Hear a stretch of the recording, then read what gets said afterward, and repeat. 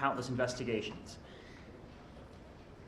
It's great. It's one of the best projects so far with transparency. One of the good works of the Freedom of the Press Foundation, and I'd like to introduce CTO of the Freedom of the Press Foundation, Gareth Robinson. Hey guys. Ooh, sorry about that. Hey, so yeah, my name is Garrett. I am the CTO of the Freedom of the Press Foundation. I'm also the lead. What? You can go back a little bit from that mic. You don't have to go back. Are you sure? Yeah.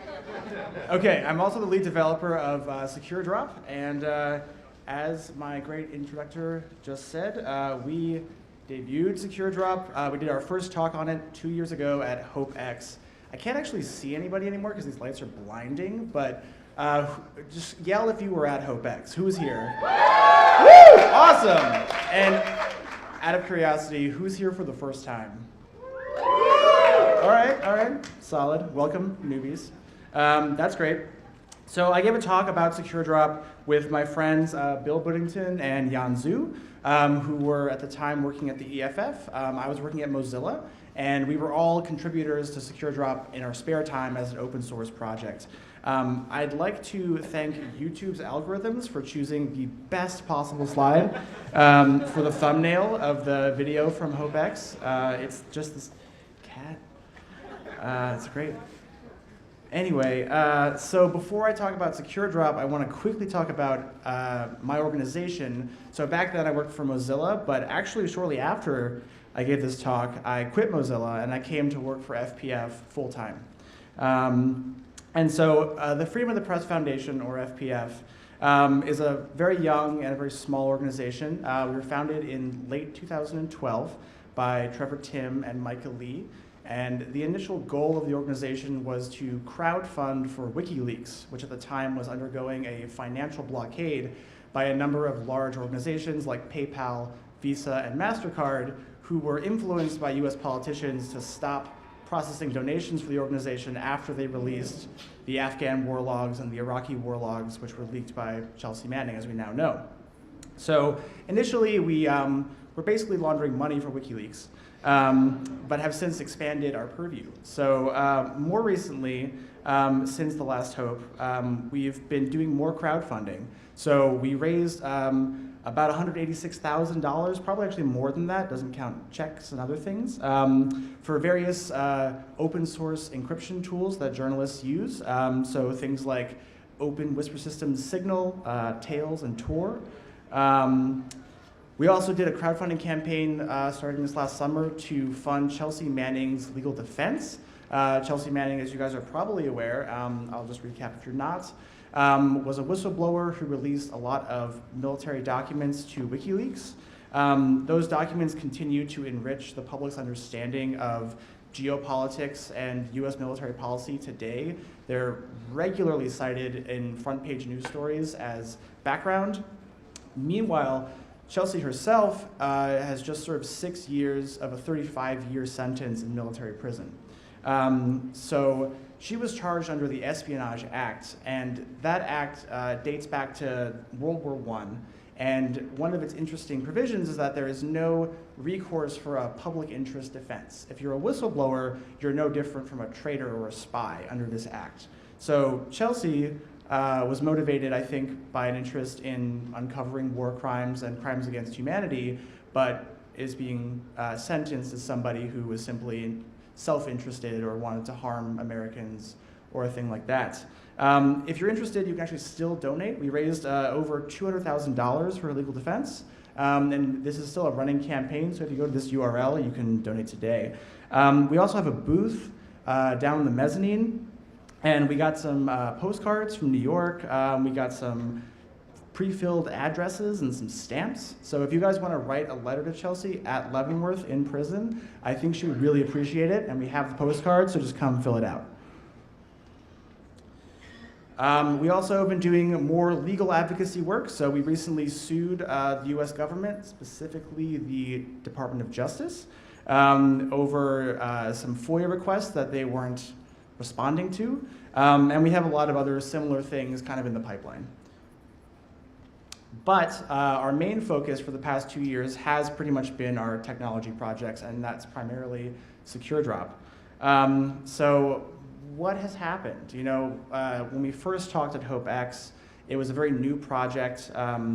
We were working on it really rapidly and iterating quickly, prototyping, installing all over the place. And in the 2 years since then, we've continued to grow, but we've also kind of learned some lessons, and a lot of the things that we said in that first talk, which I finally rewatched last week for the first time in my life. A lot of things we said we would do happened, but a lot didn't.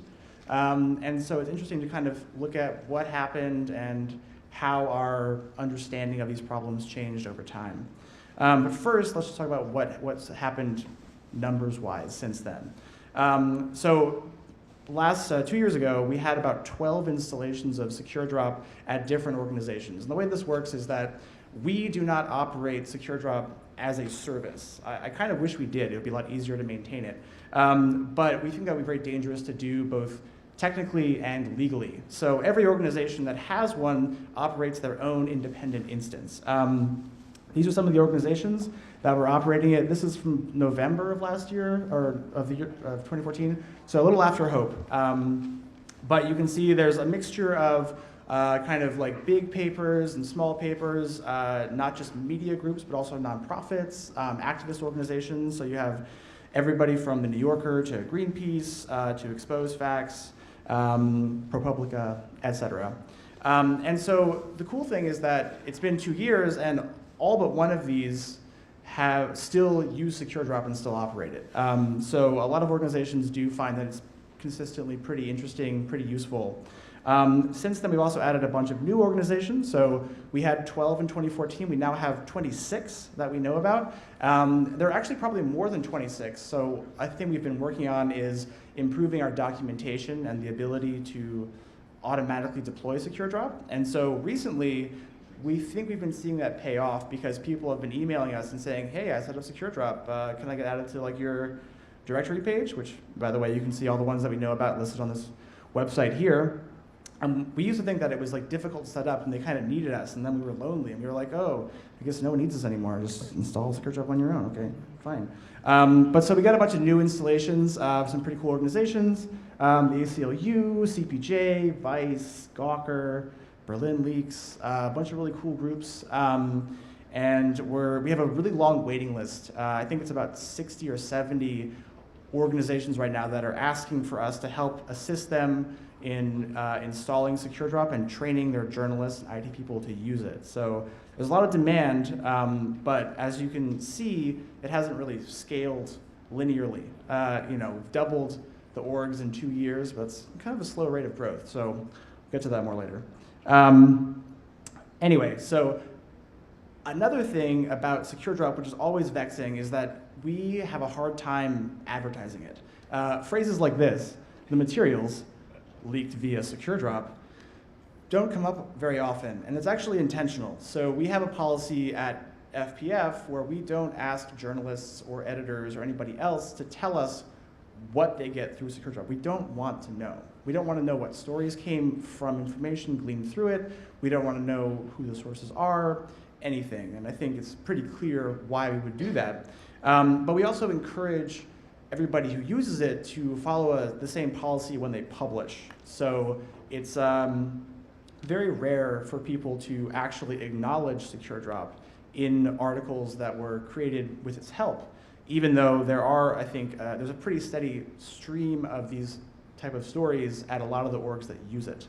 But in the past 2 years, there have been a couple of things that have helped us sort of evaluate how effective it is and also share that publicly. So one thing is The Intercept published a story about Securus, which is a company that manages phone calls for prisoners. They were famous a couple of years ago, or I should say infamous, because they charge exorbitant rates for people to talk to their loved ones in prison, like $7 a minute or something crazy like that. But they also record a lot of phone calls between prisoners and people who visit them in prison. This is done, ostensibly for intelligence by prison officials to be warned about shipments into prison or upcoming riots, But when prisoners talk to their attorneys, those calls are supposed to be flagged and not recorded, because obviously doing so is potentially a huge violation of attorney-client privilege. So somebody used SecureDrop. They claimed to be a hacker who hacked Securus's systems and leaked their database and a lot of recordings of phone calls to the Intercept through SecureDrop, demonstrating that Securus was flagrantly violating this basic tenet and recording thousands of attorney-client phone calls. This had a lot of ripple effects throughout different civil rights cases in the country where there were defendants who were concerned their calls were being recorded and used against them by prosecutors, and it's kind of still an ongoing thing. The Intercept also released this story, which is not a classified document, but is sort of a for official eyes only document, simply showing that there's no known record of mass surveillance thwarting any large terror attacks in the US, even post-Snowden. So that's nice. Another really cool development is that Charles Barrett at the Tao Center for Digital Journalism from Columbia Journalism School wrote a really extensive report about SecureDrop. So he actually interviewed the journalists and the editors and the IT people who use and operate different SecureDrops at several organizations, and used the interviews to try to understand the benefits, the shortcomings, and the overall effectiveness of SecureDrop. So a couple of those quotes, while vague, are, I think, really useful. So this one from Betsy Reed, the editor-in-chief of The Intercept, says that, especially recently, as awareness grows of its existence, we've seen more and more good stories coming out of that pipeline. Julie Tate from The Washington Post said, it's definitely been successful. I can't tell you what stories it's been used for, but we've had success with it, definitely. Which is about as good as it gets with this project. More than that, we've also seen some sort of unfriendly support for the project. So this is a slide from a webinar that was given by the Office of the Director of National Intelligence. The previous slide is about WikiLeaks, and this slide says it's not the only ballgame in town, and then extensively screenshots our website. So this is a whole presentation about insider threats, and I guess it's a dubious honor to have gotten their attention. Yeah, so that's kind of cool, I guess. And then also, Laura Poitras made a fantastic documentary about Edward Snowden leaking information to herself and Glenn Greenwald, and we were really happy when the film came out to see that we got a little shout out in the closing credits. Along with a lot of other great projects who do really, really good work for everybody who wants to communicate privately and securely online. So, a couple other things from these reports and from various conversations we've had with people who are using SecureDrop is that it being a system that is on the internet that accepts arbitrary information from anonymous individuals, it does tend to get its fair share of trolling, which is made the more amusing by the audience, typically journalists or editors of major publications. A couple of good examples. One from the guide to SecureDrop was that at the New Yorker, when they first launched the system, most of what they got was either fiction or poetry. They didn't publish any of it. I think there were some cartoons as well. But it's not for that, so if you want to do that, find another way, sorry. So yeah, in some ways it can be like a direct line to an editor or a journalist. Sometimes that's good, not always. I also really enjoyed a recent tweet from an editor at Vice Motherboard, where they now have SecureDrop. She had to issue a stern warning on Twitter. SecureDrop is not for any kind of meme, especially rare pepes. This does not go into SecureDrop. It's for sensitive information only. Other things that are kind of lighthearted and funny, there's this book by this guy named Barry Eisler, former CIA, now fiction thriller writer, called The God's Eye View. It just came out. And it's about the NSA overreaching with surveillance powers, something that is totally fictional. And it's really cool because it has SecureDrop as like a pretty central plot point. It also has one of our founders and good friend, Michael Lee, as like an action hero who's like slinging USB sticks and doing all this cool stuff. So definitely check it out. It's a really awesome book. It's better than Mr. Robot. Anyway, so that's kind of like just an overview of some things that have happened in the past 2 years. What I want to talk about now is a quick overview of how this whole thing works, just so you guys aren't totally glazed over and confused. And then I want to talk about what we're kind of working on in the future. So first, 5 minutes, hopefully, overview of how this whole thing works.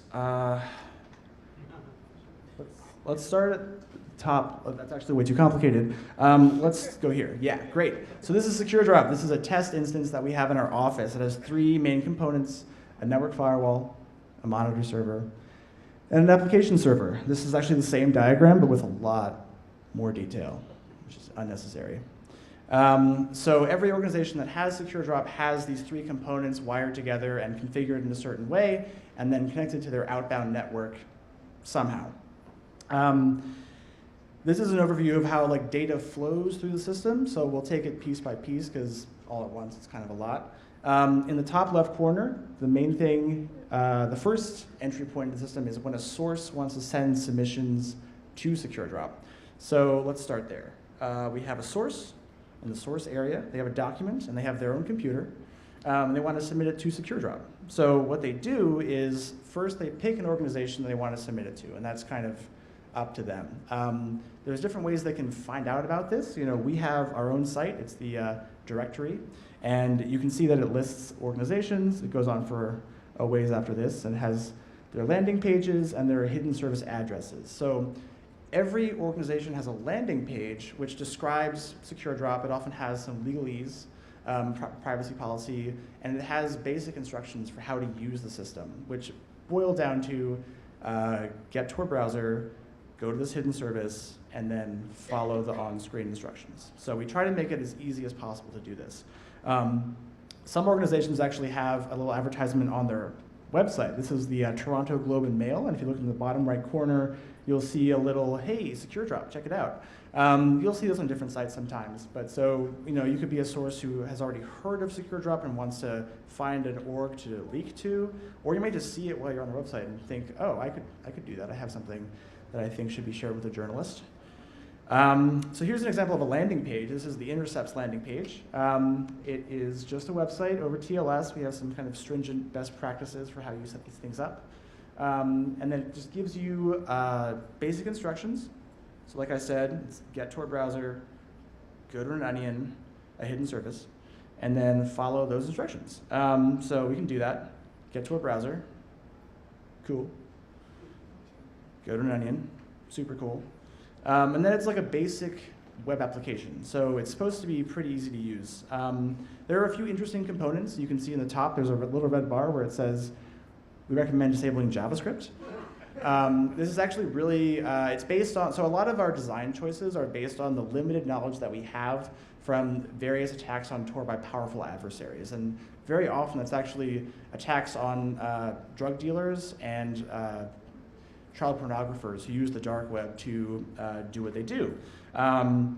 And so a lot of the influence here comes from the original Freedom hosting case in 2013, where the FBI took over a hidden service hosting service that was sort of like a VPS or a cloud service for hosting your own hidden services, and then used that as a platform to serve malware to the users who came to hidden services hosted on that hidden service hosting service.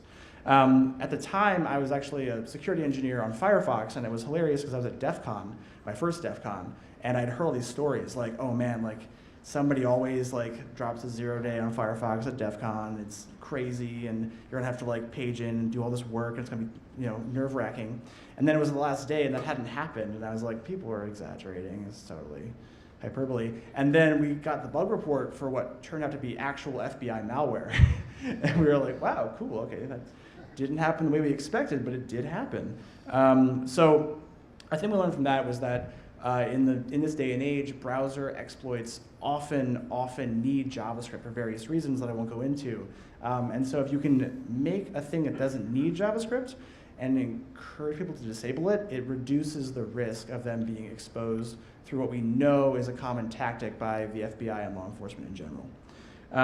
So it's a web application, so let's say it's your first time, submit for the first time, click a link. You get a little diceware passphrase. This is kind of like a identifier that is cryptographically strong, much stronger than any password you would probably choose on your own. And you can use this to come back to the same site and log in under a pseudonym and carry on a conversation in a sort of very, very clunky rendition of email with journalists. So we memorize that or write it down somewhere, and then we just have a simple form, upload files, write messages.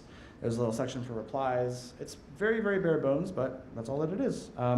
It's hard to make it more complex without using JavaScript, which is kind of everywhere these days. Anyway, so now I've submitted a document, and a journalist comes over. This is their section of the diagram, and they are going to log into the document interface and check it out. So that's a very similar process. It's also a Tor hidden service. This is localhost because it's my development machine, but normally it's a hidden service.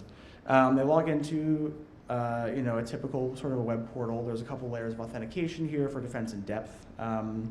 They get a list of these sources. They have pseudonyms that are unrelated to that previous code name.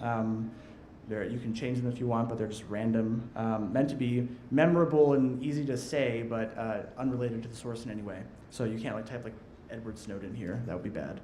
And then you just get a list of documents. They're encrypted to an offline key. And so in this section, you can kind of see there's this thing called the Secure Viewing Station. That's an air-gapped computer that has a GPG private key. So when submissions go to the server, it automatically encrypts them to this offline key and then stores them to the hard drive. So even if the server is compromised, there's no way to get the plain text of submissions, at least before the point of compromise, because they're simply not available. So we currently do expect journalists to actually manually download encrypted files, transfer them. You can use a USB device, or you can use a CDR or a DVDR if you're trying to be a little bit more careful about that kind of thing, like if you're worried about firmware attacks on USB drives, that kind of a thing. You boot this air-gapped tail system, decrypt stuff, take a look at it, and that's basically SecureDrop. When you're done with it, you can publish things, redact PDFs, sanitize them, and then transfer them out of the air-gapped zone and onto your website, where hopefully it makes a difference in the world. Cool, so that's the whole thing. Now, it's been 2 years, and so I think at the last talk, we had a lot of ideas about, a big topic was end-to-end encryption. We were worried about relying too heavily on Tor for our crypto. It was all this kind of wonky technical stuff that I thought was really interesting and fun at the time, but in retrospect was not as important as some other things that are more mundane, but also more important to making a successful project and product. So our 3 major goals today are as follows. The first one is obviously keep SecureDrop safe. We want to stay abreast of changes in what we know about attacks on things like Tor, attacks on other components of the system, and we want to modify it so that we can try and mitigate or at least reduce those risks. We also want to make it easier to use for journalists. So again, the source has to get to our browser, go to a website, and then upload a file. It's not as easy to use as it could be, but we do think it strikes a pretty good balance between usability and security. Meanwhile, the journalist has to use 3 different Tails computers and transfer stuff to an air gap, and it's a mess. And we've been hearing more and more from people who are willing to do this, but don't appreciate it. As with any online anonymous Dropbox, there's a lot of spam and other kind of trollish nonsense that goes into SecureDrops. And when you have to spend half an hour a day checking it, because it's this cumbersome process that involves slow downloads over Tor and an air gap and all this stuff, it's a waste of time. I mean, we think we can make it more efficient, easier to use, more pleasant to use for journalists while keeping it reasonably secure. And the last thing is we want to make it easier to deploy and maintain. Again, every single time we deploy it, it's a totally brand new independent installation. And so all of the ideas about scaling you might have in a typical tech company don't really apply. And so we're trying to figure out ways where we can deploy SecureDrop, where we can deploy it in a responsible way, where it can be maintained, where it can stay secure over time, while also satisfying our kind of advanced threat model. So a little more detail on these things. The first one is keeping SecureDrop safe. So I'm going to focus on Tor, and there was a great talk earlier, The State of the Onion, by some Tor people, and there's going to be a talk tomorrow about the next generation hidden services project. So I expect a lot of what I'm going to say now is going to be covered then too. If you like this stuff, go to the Tor one for even more details, but I'll try and keep this pretty light. SecureDrop uses Tor hidden services, and they're a really neat component of Tor that allows you to have a system which is publishing a service to the internet. It could be a website, it could be a chat server, whatever. But it can do so in a way where it's anonymous. The service itself is anonymous. And because it's only available through Tor, clients are very inclined to also be Tor users and therefore have a degree of anonymity themselves. So the reasons why we like to use them are it encourages sources to use Tor. It's not impossible, but it is difficult to get to a hidden service without using Tor yourself. A big one is they provide end-to-end encryption without having to use TLS. And the crypto is actually pretty decent. The hidden service crypto has some problems, but overall, Tor has made its crypto a lot better in the past few years since the Snowden revelations came out, and they were kind of pushed to do that. And so it has perfect forward secrecy, which is a really great property to have in the context of a mass surveillance capable adversary. And it does all this without the CA PKI, which is like, Symantec and VeriSign and Thoughts and all these companies that are the classic bugaboo of web security, where it's like, this corporation could be totally owned. Hidden services use really cool tech, so that's not really a problem that we have at all. The services are anonymous, and that can be kind of useful in certain contexts. Maybe you want to run SecureDrop, but you don't want to actually face imprisonment yourself, depending on where you are and what you're doing. They have some other kind of like technical benefits too, like NAT traversal helps you minimize your attack surface. So we like them. But I think that a big lesson that's, a big thing that's changed since the last hope was that in 2014, this kind of summed up like everyone's perception of Tor. This is a Snowden document called Tor Stinks, and it talks about how even the NSA has a really, really hard time identifying Tor users. They say that we can only get a small fraction of them sometimes, and we can't even do it on demand. Like if we have a person who we think is a target, we can't de-anonymize that person. We can't do that. And so when this came out, we were like, woo, or like, whew, in our case, we're like, awesome, this is great, Tor kind of works. We can rely on it for like a decent level of anonymity against even a powerful adversary. But this came out in 2013. The documents are actually from 2012. It's 2016 now. So there hasn't been another Snowden since then, so we don't really know if these documents and these results are still valid. It's an open question. All we can really try and do is examine the current record and see and extrapolate from what's going on in sort of publicly observable situations. So this was also the state of the art, like I mentioned before. This was the freedom hosting attack. The FBI was able to take over the servers of this hidden service hosting service and then serve malware to the users. So that was actually not an attack on Tor, but an attack on users' endpoints, their clients, their browsers. Browsers are rich with vulnerabilities, and this is a classic way to try and de-anonymize somebody. Rather than attack Tor, which is a robust protocol for anonymity, you just go for the endpoint. And so this influenced our design of SecureDrop with, as I mentioned before, the whole JavaScript warning and other components as well. Then in 2014, late July, so actually right after Hope, there was this sort of the beginning of this thing that we now know as the Relay Early attack. So Tor recognized a group of nodes on the Tor network that were performing an attack, concerted attack, against hidden services and their users. At the time, they didn't know who was doing it or why, but they observed the nodes performing very unusual behavior that they realized was part of an attack. And the attack was able to identify users of hidden services and also the locations of hidden services. And then a little while later, this whole thing called Operation Anonymous happened. And this was a huge takedown of lots and lots of different, kind of like the criminal underworld of the dark web. A ton of these sites like Silk Road 2, other drug markets, all these, like it was this like huge operation, concerted effort of like international law enforcement. We're talking about like Interpol, USICE, the FBI, Department of Justice, all these people got together and like simultaneously, globally, took down a bunch of dark net related sites. So SecureDrop has a benefit in that it doesn't really lend itself to being used for like committing crimes. Well, at least according to me, not the DOJ. But it's not really useful for like selling drugs or things like that. So we weren't really involved with this at all. But it was concerning because there was an open question. You know, how did they find these people? How did they locate these drug dealers who were operating darknet websites like Silk Road 2? Initially, there was a theory that it was all kind of like old school gumshoe detective work. They found like one person, you know, popped them as an informant, they gave up their friends, and then it was that whole kind of a story. But a lot of people also wondered, you know, was this like a technical attack? Was it an attack on Tor or something similar? And we now know that it was actually research done at Carnegie Mellon University on attacking Tor. So the Relay Early attack that was observed in the summer of 2014, we now know through a whole series of fascinating events, was carried out by CMU researchers.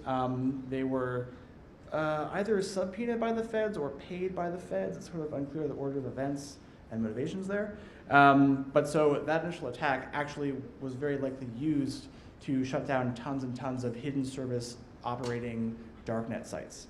To this day, we don't know if SecureDrop was involved with that. There was about a period of 4 months in 2014 where these malicious relays were collecting data on the network. So it's totally possible that people who used SecureDrop at that time could be compromised. As far as we know, it's not happened. And hopefully that data wasn't being collected, but we have no way of knowing. So that's, you know, kind of anxiety-inducing. But the thing about Relay Early was that it was what we call a tagging attack. And at a high level, what that means is that one server injects a signal into these circuits, these streams of data going through the network. And then another server, also run by the adversary, can identify that stream and use it to like sort of like paint a mark on one computer or one data stream in the network. And what that means is that once you can identify what that is, that it's an attack going on, you can identify who's doing it and you can lock them out of the network. So once Tor realized, oh, this is an attack identifying users of hidden services, they were quickly able to identify all of the malicious relays and just totally blacklist them from the network. So like, even though it was a nasty attack, it had that benefit of being visible. But more recent stuff in the past year has also called into question the overall wisdom of using hidden services for anything resembling a high security use case. So this talk from February of last year is called Non-Hidden Services Considered Harmful. And it basically has to do with the directories that serve hidden services and how the algorithm that they use to determine which Tor relay stores data for which hidden service is deterministic. And so an attacker can theoretically use that to always be guaranteed to be the directory node for a given hidden service. And what that means is that when anybody ever goes to that hidden service, they first go to the directory node and say, hey, I need info to talk to this hidden service. And so you can be guaranteed to always have information, like a hit from every client who goes there. And that can be used for a correlation attack. And then last August, there was this great talk, great paper at Usenix called Circuit Fingerprinting Attacks. And this is an evolution of a class of attacks called website fingerprinting attacks. These have always been a concern in encrypted protocols on the web. So everything from Tor to TLS, et cetera, and so forth. The idea is that even though good encryption, strong encryption, makes your data confidential so that nobody but you and your intended recipient can read your data, it's being built on top of these lower level protocols. So for example, that could be HTTP, it could be TLS, TCP, et cetera, and so forth. And those protocols have certain patterns that are inherent in how they function. HTTP has get and post requests. There's sort of ratios of packet sizes going back and forth when you open a web page and it loads its sub-resources, et cetera, and so forth. And so you can perform traffic analysis, and you can use that to learn things about pages that somebody connects to, even if the connection is encrypted. You can't actually read what they're sending back and forth. For a long time, the general opinion in the Tor community was that these attacks were interesting, but they were mostly only applicable in a research setting.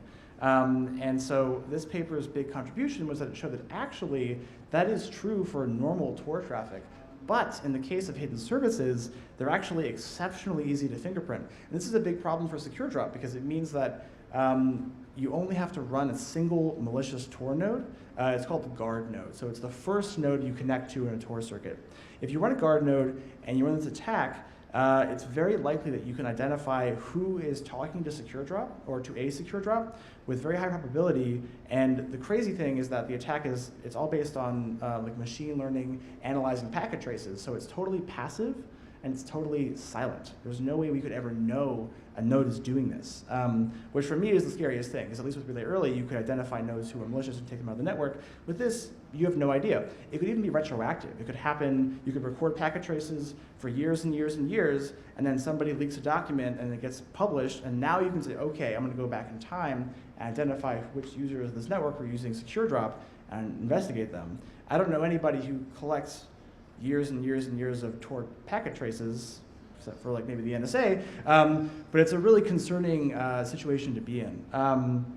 So we're currently trying to figure out what this means for SecureDrop, what it means for our architecture, what it means for the users of it.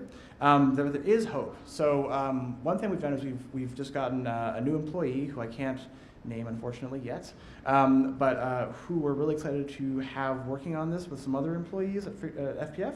So we're devoting resources to investigating these problems and seeing how they impact SecureDrop and also how we can sort of contribute back to Tor.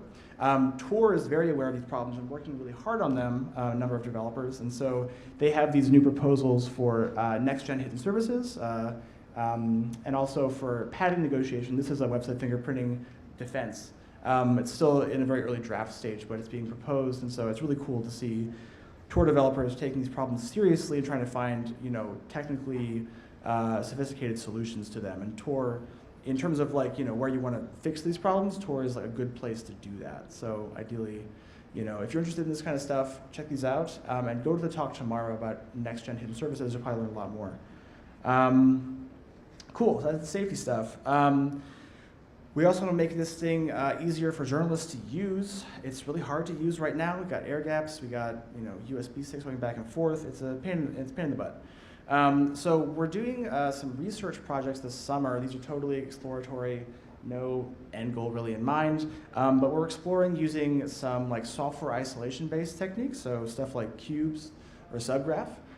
So instead of having multiple disparate physical machines that people have to like manually move things back and forth between, we can use like say cubes where you have multiple virtual machines in different isolated domains to allow people to receive submissions, open them, take notes on them, write back to sources, hopefully in a reasonably secure manner and hopefully in a much more usable manner. So there's always a trade-off between usability and security. And I think that in this case, cubes is a really promising idea. It suffers from like the shortcoming that when there are nasty vulnerabilities in Zen, they can totally destroy a security model. That happened last year with XSA 148. It could happen again at any time. But we do think that it's worthwhile to investigate balancing our security and usability calculations a little bit more evenly, mostly because you can always argue, oh, well, it's more secure to use an air gap, it's more secure to, do this and that, use a data diode, whatever. But if it's not usably secure, people will either not use it, or in the case of SecureDrop, they'll try and work around the security. They'll, say, I don't have to open that on the air gap, I'll just open it on my own computer. And as soon as you begin doing that kind of thing, you begin opening up some very, very frightening concerns and risks. So we think our thinking has evolved from, all security all the time to let's balance it out a little bit more so we can avoid having people work around security and then get to these sort of like unknown, unconsidered, frightening end states. Anyway, the other thing is a similar vein.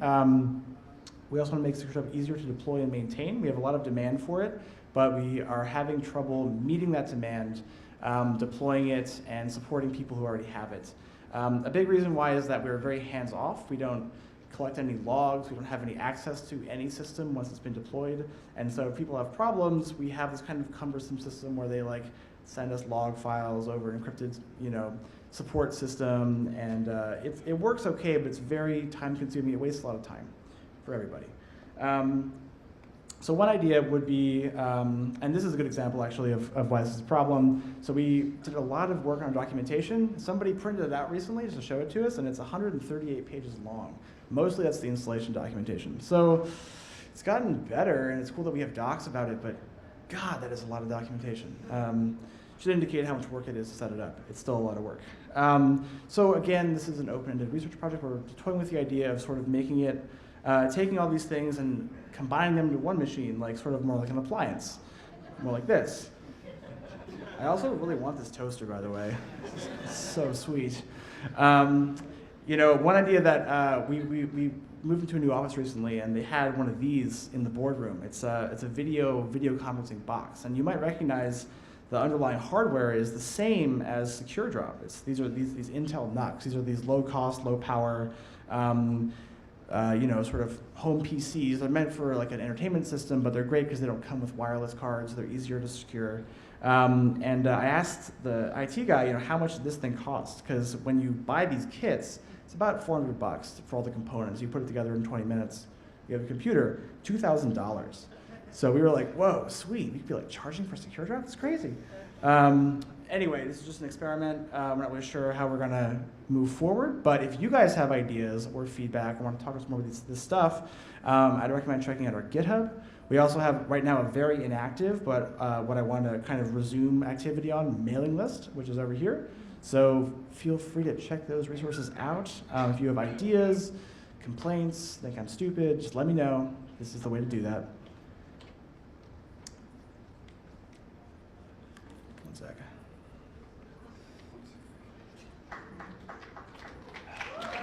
Thanks. Uh-oh. Cool. And the last thing I want to talk about really quickly is obsolescence. So one of my favorite things that I used to say around the time of the last Hope Talk in 2014 was that I wanted to live in a world where SecureDrop was obsolete. And it sounds weird to say that about your own project, but I really mean it. And what I mean by that is that we should live in a world where our communication upholds, the tools that we use to communicate upholds the basic fundamental rights in our society. So freedom of expression, freedom of association, privacy, so on and so forth. Ideally, you wouldn't need a complicated niche system like SecureDrop if you wanted to talk to a journalist about some wrongdoing that you had seen. Unfortunately, in the age of mass surveillance, you do need that. But I have hope that over time, as people develop more and better solutions, we can sort of narrow down the role of SecureDrop or eventually even do away with it entirely. And I wanted to say that in the context of what's happened since Hope, there's been some really cool progress in that arena.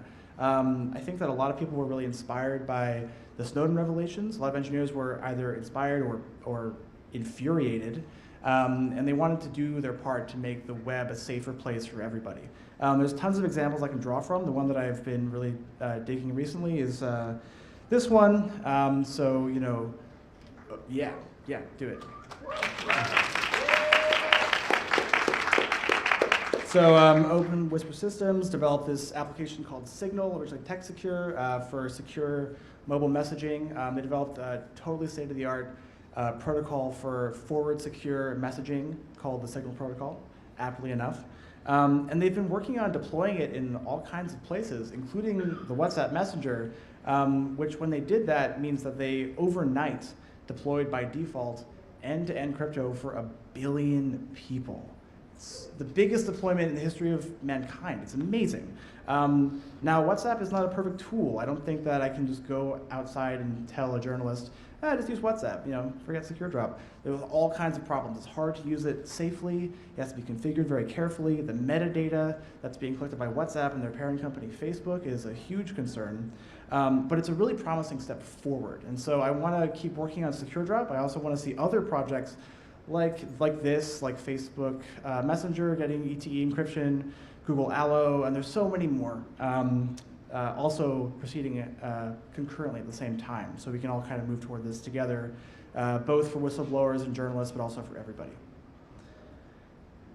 And a cool place, a cool community that was created by this guy, Martin Shelton, and the Coral Project to discuss this kind of idea, this kind of issue is tinfoil.press. So it's an online message board where you can talk about issues to do with journalists, security, whistleblower security, OPSEC, tools, et cetera, and so forth. It was a great idea. I wish that I had thought of it.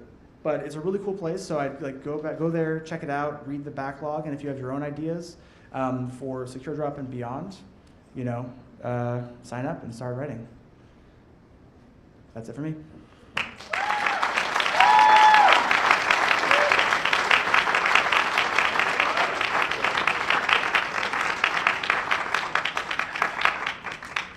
Are there any questions? I think we might have time.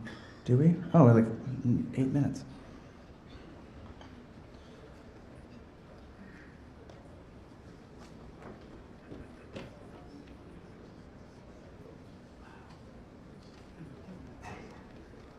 Hey, Garrett. Hey. I have a total gotcha for you. What are you guys doing to work on your usability? Well, since we're engineers, we're also really good at designing software for usability. So we just make stuff that's awesome and people use it. Have you heard this story before? Anybody here? Like, I've heard this story before. It's a good question. So we've been working with we've done a few different things. So we've kind of been exploring this. So like this week we met with one organization that uses SecureDrop quite heavily. And we sat down with a couple of their journalists and their editors, and we basically did a user study with them, discussing like their, you know, their wants, their problems, like where it was helpful, what they wanted to see, and we just filed a ton of GitHub issues based on their feature requests. So we're going to do that and more of that as we continue. We've also done a little bit of work with Simply Secure, which is a cool organization that's doing like security usability stuff, and I hope we'll be able to do more with them in the future. So, yeah. Anybody else have questions? Feel free to ask. Hi, you mentioned reporters opening SecureDrop on their own computers instead of using the USB. Is that something that reporters have told you that they've been doing? Occasionally, yes. Yeah. Which is exactly why it's so terrifying. What's the problem with that? Good question. So there's a couple of problems, right? The big problem is that if you don't carefully isolate the system where you open submissions to SecureDrop, it becomes a honeypot. If you have a way where you can guarantee that Glenn Greenwald will open whatever malware you send him on his own laptop, which has his email, his GPG keys, his VPN to first looks, you know, network, it's a nightmare security-wise. So it's really important that people compartmentalize their personal and work laptops from their SecureDrop system. It has to be totally separate. Realistically, like most of what you get is not malware. You know, not even dumb malware. It's just, you know, silly stuff or very legitimate, very genuine submissions. But you have to have a strict policy so that when it is something threatening, it doesn't actually cause a huge problem. That's a big one, you know, and also just the fact that if there were such malware, it might be able to learn things about other sources' submissions and potentially de-anonymize them, which is would be a huge problem too.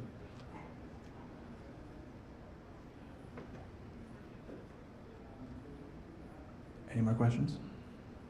How do you reach more whistleblowers? The question was, how do you reach more whistleblowers? That's a good question. I don't know. I mean, we used to have ideas about that. Like we used to, some orgs had like billboards they would set up. So like people on the highway driving to work would see SecureDrop. There was one of those in DC, I think one in LA too. Some people will post it like on the front page of the paper. Like the Globe and Mail has the onion address to their SecureDrop in their letters to the editor section, I believe, printed in the print newspaper. But I don't know. It's a good question. I think it's like an evolving question. I think that, yeah, more examples of whistleblowers, and I think a better legal climate for them to be recognized for what they're doing, not being a crime but being a public service, would also really help. But that's outside of my technical skill set.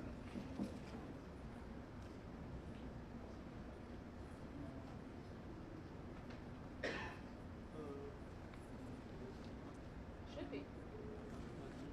Oh, I have a question. Microphone? I don't. Okay. All right, cool. And then you. Thank you.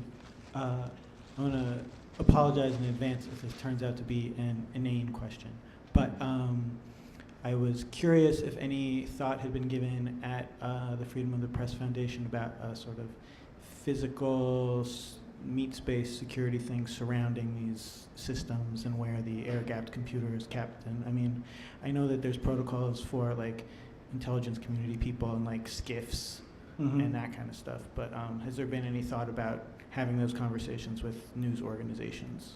Yeah, great question. Yeah, we do that. We could do a more thorough job. It kind of depends on how motivated the org is. I would say that pretty much everybody keeps the servers and the air gaps at least locked away somewhere. Some orgs actually build special rooms just for SecureDrop, so you have to have multiple layers of authentication physically just to get into the room with the machine or with the air gap, which has the private key on it, which we definitely encourage. Is great to have those extra layers of security. There are a couple of funny stories from that. Like recently, we saw one of these rooms where they had like a huge lock on the door. It was like super complicated. There was a pin pad as well, so it was like a physical key and then a pin pad, and then the wall was made of glass, totally glass. But they pointed out that this was an auditability feature, because if somebody broke in, you would know. It'd be glass everywhere. The other one that was cool was a different org a while back where they explained the editor was like had realized this would be a thing they would want, and so they had talked to the building manager and said, we need a room where only me and this one journalist have access, only us. And the guy was like, cool. Yeah, we can do that, no problem. They're like, no, only us, like just us, like not you, not the janitor. And he was like, oh wait, what? That's gonna be really hard. I have to like get a whole new lock. Like, it's like, just assumed that like only us, of course, meant a whole bunch of other random people. Yeah. Anyway, what's up? Oh, actually, you had a question, didn't you, in the front? I did. I forget what it was. Nice. What's up? So how does the security of SecureDrop beyond like Tor and Onion services differ from something like the distributed nature of like BT Sync? Of what? Of like BitTorrent Sync? Oh, BitTorrent Sync. Good question. I don't know much about BitTorrent Sync's crypto. I also don't know if BitTorrent Sync works over Tor or if it is BitTorrent. I don't really know anything about BitTorrent Sync, I guess. Sorry. I have no idea. I don't know. I'd have to read like a white paper on that to give you a really useful comparison of the crypto design. Sorry. Hey, Garrett. Hey. I'm wondering, it seems like it would be pretty easy to lobby a pretty devastating denial of service attack against Totally. Against an instance of SecureDrop. And I'm wondering if you've thought about that, what's on your roadmap for solving it? It's a good question. Yeah, I mean, like, I think that we have some benefits in that everything is over Tor, so you really can't do certain types of DOS over Tor. It's just too slow. It's true. The ones that I would be more worried about are attacks where people just keep submitting, like, you know, like a disk resource exhaustion attack is totally doable right now. We have some proposals to fix that, but none have been fully implemented, so please don't go home and do this. That would suck. But I think that, yeah, most of the ideas that we have revolve around trying to record a baseline of like typical behavior and then note if, you know, stats about like disk usage or other things change, and then put up barriers to upload, so things like maybe CAPTCHAs or rate limiting, et cetera, and so forth. But we have a bunch of PRs from like a long time ago that sort of started working on this, and then we just never finished any of them. Yeah. Bad answer, sorry. Thank you. Thank you. Anybody else? I think we're good. All right, thanks, guys.